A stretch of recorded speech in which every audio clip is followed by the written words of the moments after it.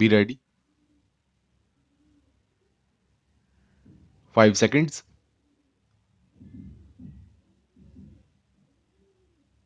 Start. The NDC is a political body and that is its strength.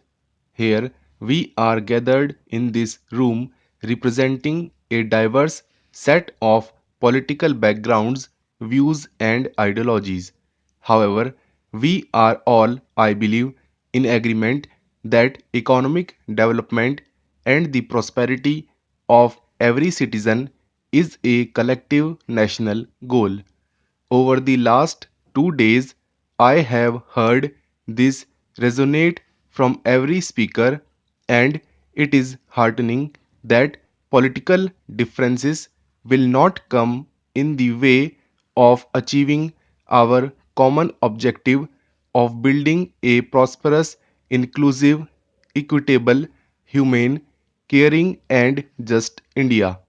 While we have noted each and every suggestion made by the chief ministers and will take due note of them, I would like to dwell of them. A number of chief ministers have expressed concern about issues relating to state finances, particularly the effect of the recommendations of the 12th Finance Commission, the level of permissible market borrowings and interest cost on borrowings. Some have raised issues related to mineral royalties and externally aided projects.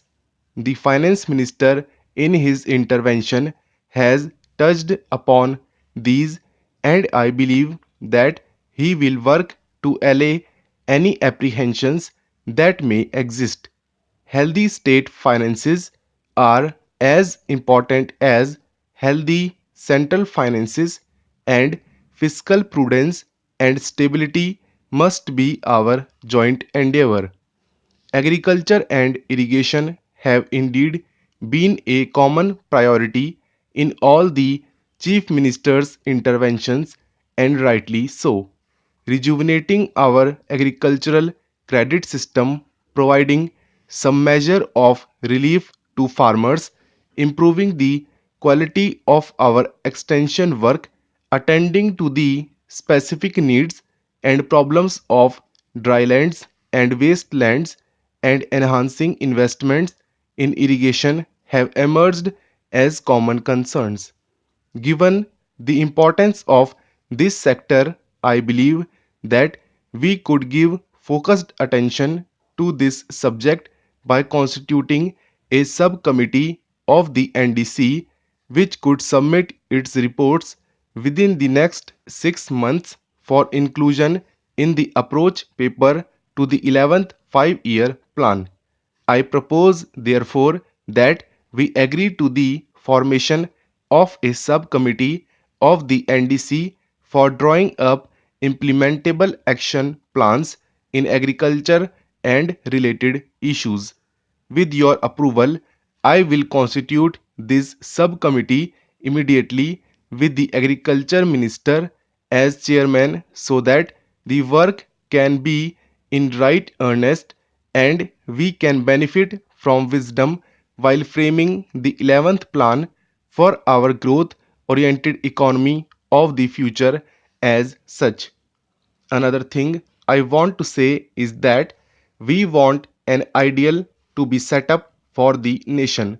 It is only the performance of this august body which can set an ideal or an example for the people to follow. I do not say that people who have no respect for law and those who have committed any offense should be saved or protected, but then it can be done only by utilizing the funds of the people collected from the people in a proper manner so that we can positively make progress.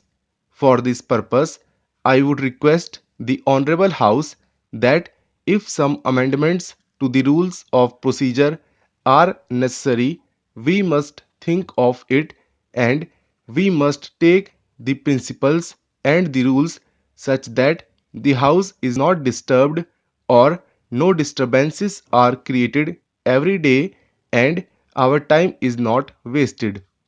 Another aspect to which I would draw the attention of the Honorable House through you is that economy is one of the most important factors and economy has to be affected by us also. I was reading the Controller and Auditor General's report for the year. I find that crores of rupees have not been utilized for years together. During the period, leader of the opposition party was Minister of Industries. What was done has to be looked into. I would draw the attention of Honorable House to the fact that if you read the whole book, you will find no manual of accounts, no statements, and no documents reconciling the actual expenditure made, and nothing could be done. You will find in this a large number of such items involving crores of rupees. This has affected the economy of this country. What has been done about it? I would make a submission that wherever you find such wastages of money, in those cases a very stringent view has to be taken and those persons who are guilty must be punished. Individual responsibilities must be fixed.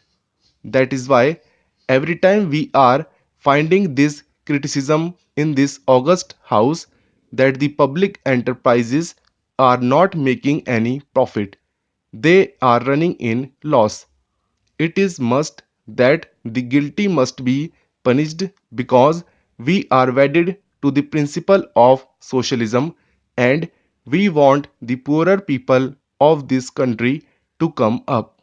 But with this sort of performance, it is impossible.